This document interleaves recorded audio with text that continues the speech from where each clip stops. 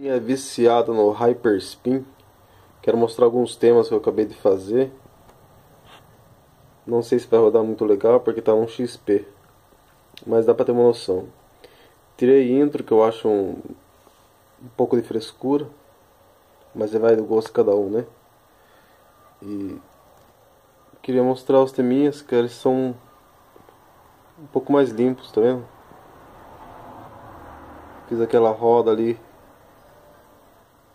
de fundo.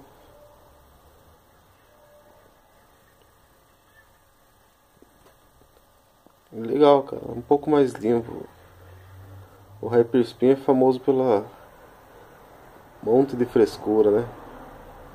Então, pra quem curtiu, depois eu posso até deixar o link aí pra download. Esse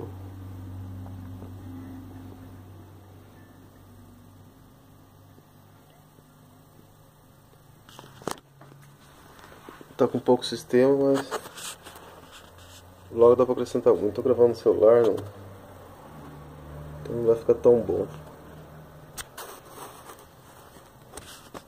Mas beleza, dá pra tamanho. Sacada, né? Como ele ficou.